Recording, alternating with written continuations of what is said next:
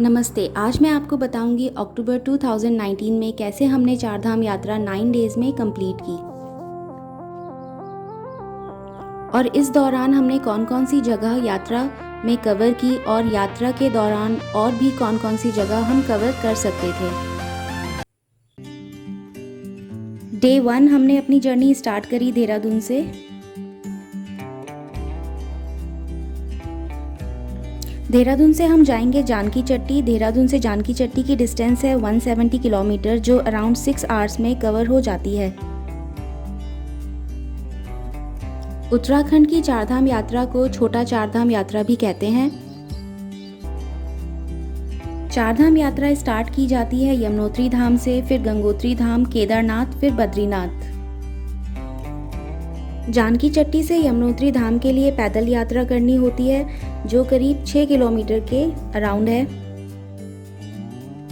अगर आप पैदल यात्रा नहीं कर सकते हैं तो कई और सुविधाएं उपलब्ध हैं, जैसे घोड़े, पालकी और पिट्ठू।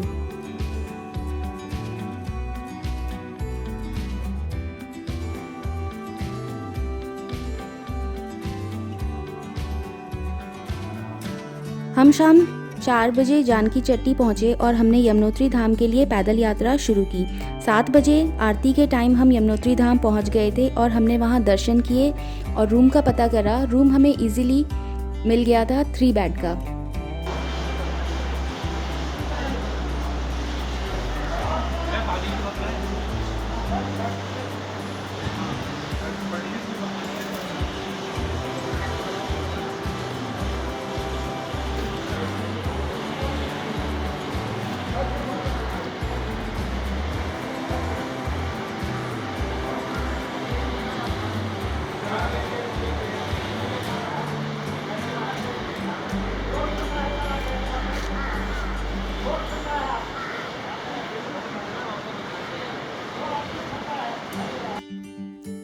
डे 2 अर्ली मॉर्निंग हमने मंदिर के दर्शन करे और पूजा करी। फिर हम यमुनोत्री धाम से जानकी चट्टी के लिए निकले। जानकी चट्टी हम 11 बजे तक पहुंच गए थे। चारधाम यात्रा करने के लिए ट्रांसपोर्टेशन के काफ़ी ऑप्शंस हैं, जैसे कार, मिनी बस, डिलक्स बस, ट्रैवलर। पीक सीज़न के टाइम जैसे मई, जून, उस टाइम की रेट्स में और अक्टूबर नवंबर की जो रेट्स होती हैं उसमें वेरिएशन आ जाता है 200 से 300 रुपीज़ का, चाहे ये होटल बुकिंग में हो या फिर कोई भी व्हीकल आपको बुक करना हो उसमें। डे 2 हम जानकी चट्टी से उत्तरकाशी के लिए अपनी जर्नी स्टार्ट करेंगे। इवनिंग में हम उत्तरकाशी पहुँचे और हमने नाइट स्टे वहीं किया। उत्तरकाशी में हमें रूम इजीली मिल गया 800 रुपीज़ में और यमुनोत्री में हमें 600 रुपीज़ में रूम मिला था।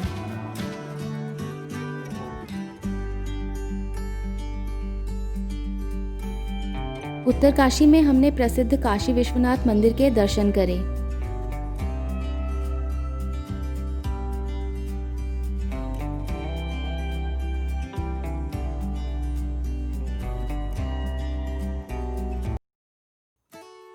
डे 3 अर्ली मॉर्निंग हम उत्तरकाशी से गंगोत्री धाम के लिए निकले।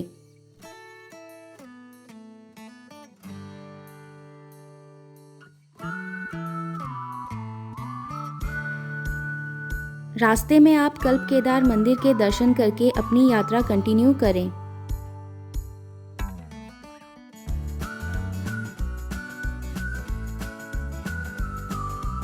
इन my personal experience October best month है यात्रा के लिए, क्योंकि रश ज़्यादा नहीं होता उस टाइम और विदाउट प्री बुकिंग भी रूम इजीली मिल जाते हैं।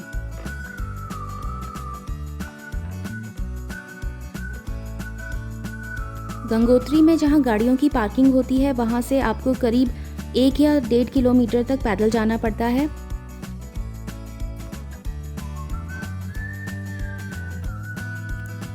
गंगोत्री धाम में भी एकोमोडेशन फैसिलिटी है। वहाँ पे कई धर्मशाला और होटल्स हैं, तो उसमें भी रूम बुक कराया जा सकता है और वहाँ नाइट स्टे किया जा सकता है।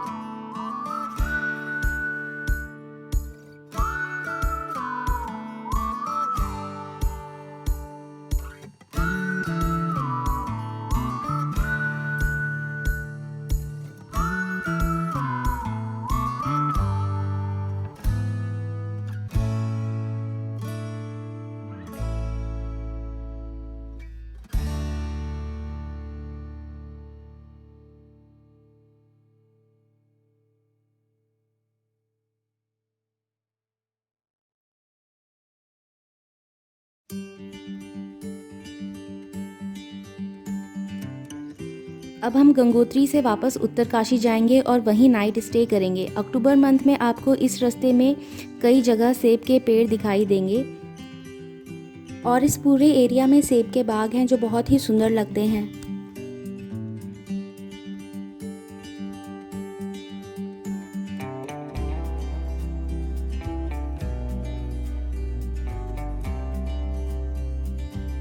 अगर आप हर्षिल, धराली या उसके आसपास के एरिया में स्टे करते हैं तो ज़्यादा अच्छा है। इससे आप हर्षिल देख सकते हैं और हर्षिल से ही 6 किलोमीटर दूरी पर मुकवा गांव है जो मां गंगा का शीतकालीन निवास स्थान है, वह भी देख सकते हैं। दोनों ही जगह बहुत ही सुंदर है।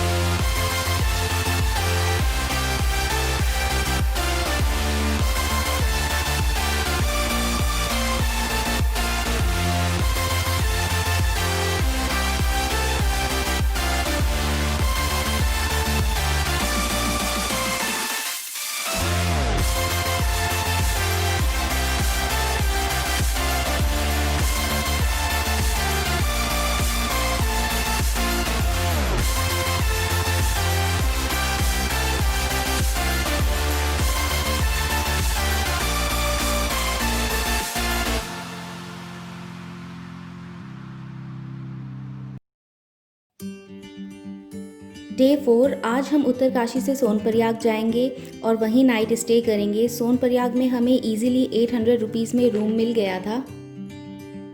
डे 5 सोनप्रयाग से गौरीकुंड 5 किलोमीटर्स है और वहां जाने के लिए आपको लोकल व्हीकल का ही यूज़ करना पड़ता है जिसका किराया 20 रुपीज़ है। वहां पे अपनी गाड़ी लेके नहीं जा सकते हैं।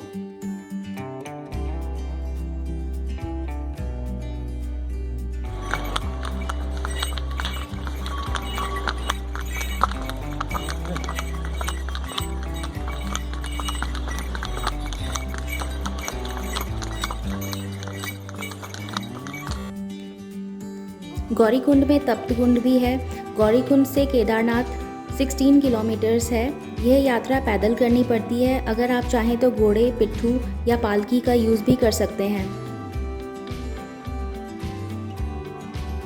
हमने घोड़े बुक करे। पर पर्सन घोड़े की रेट थी 2300 रुपीज़। ये सिर्फ एक साइड जाने का रेट है गौरीकुंड से केदारनाथ। इस रेट में वेरिएशन देखने को मिल सकता है। आपको पीक सीज़न में रेट थोड़ी सी ज़्यादा हो सकती है।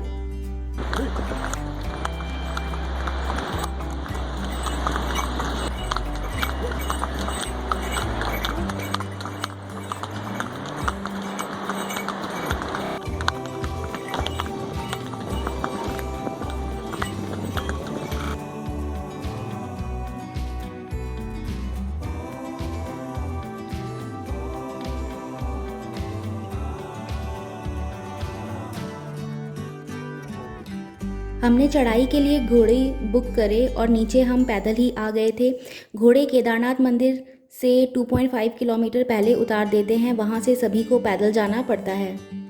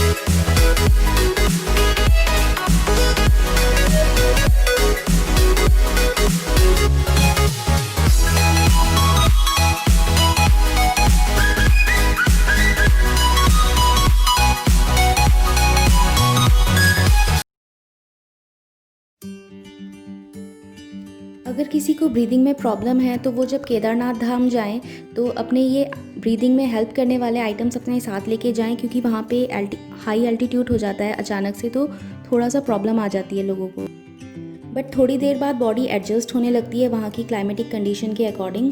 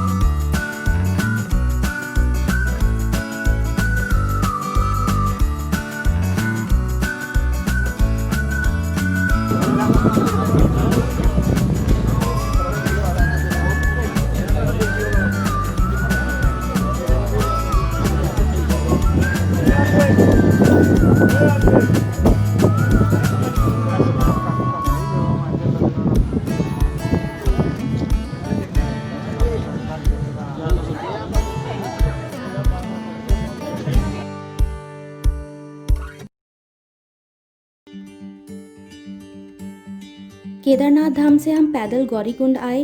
गौरीकुंड हम रात को 9 बजे पहुँचे और वहाँ से लोकल गाड़ियाँ लगी रहती हैं सोनप्रयाग जाने के लिए, तो वहाँ से हम सोनप्रयाग चले गए।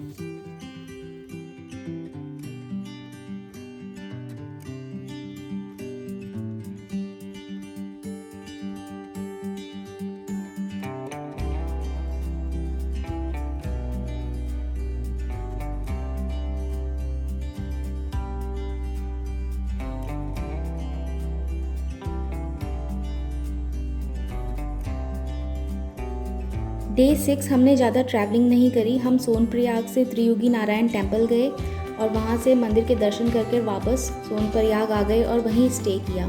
Triyugi Narayan temple around 12 kilometres है सोनप्रयाग से।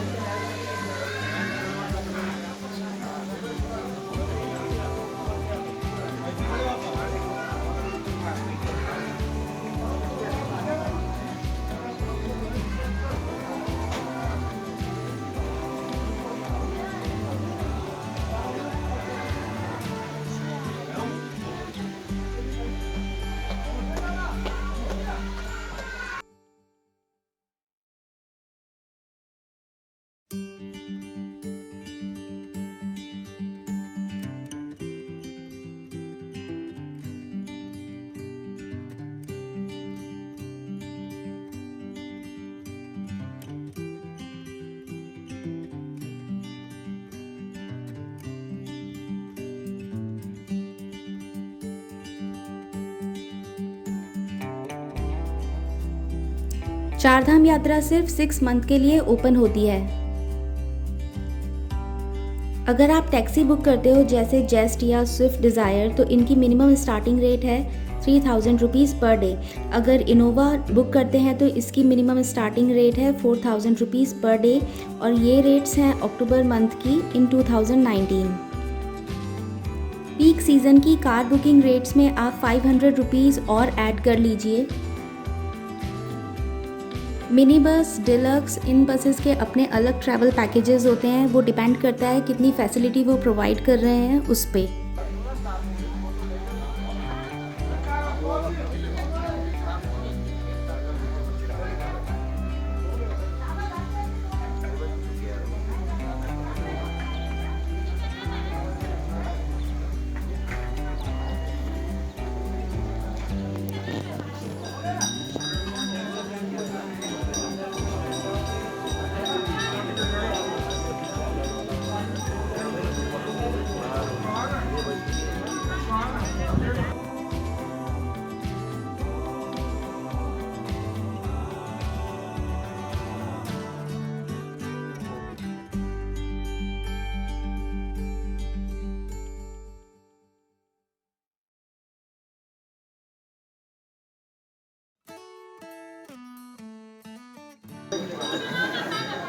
अपने बैग में रखना।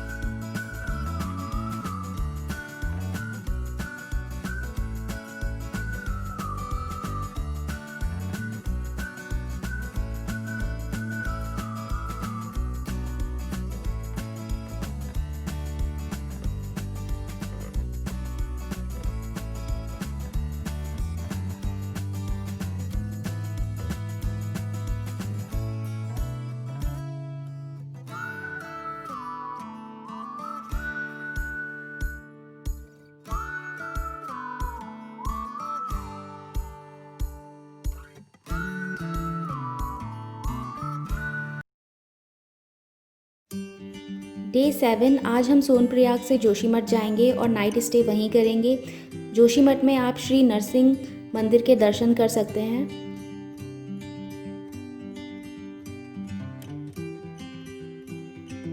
सोनप्रयाग से जोशीमठ के रास्ते में आता है गुप्तकाशी।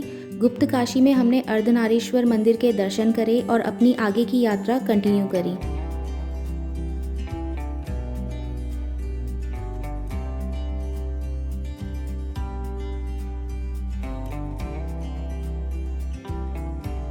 डे 8 अर्ली मॉर्निंग हमने जोशीमठ से बद्रीनाथ धाम के लिए यात्रा शुरू करी।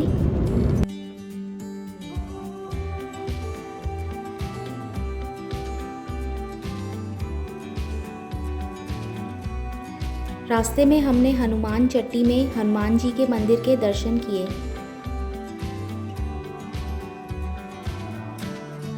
बद्रीनाथ से सतोपंथ स्वर्गारोही यात्रा या ट्रैक भी की जाती है।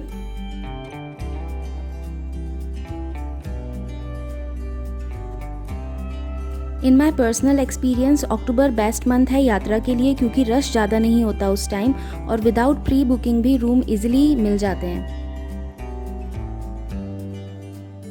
चारधाम यात्रा में आप चौपटा भी जा सकते हैं। वहाँ तुंगनाथ मंदिर है जो भगवान शिव का दुनिया में सबसे ऊंचाई पर स्थित मंदिर है।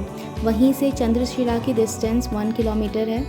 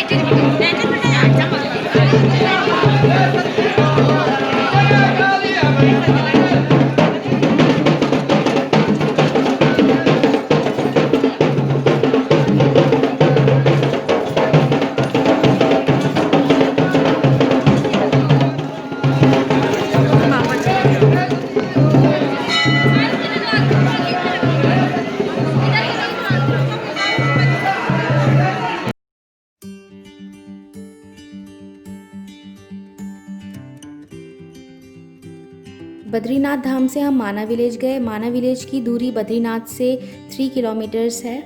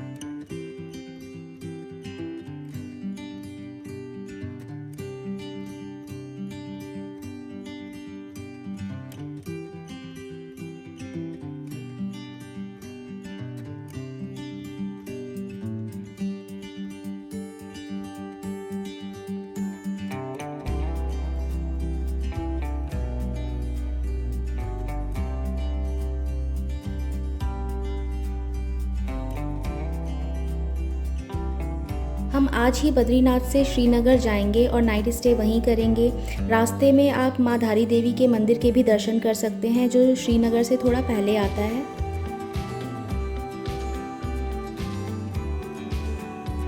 डे 9 आज हम श्रीनगर से वापस देहरादून के लिए जाएंगे।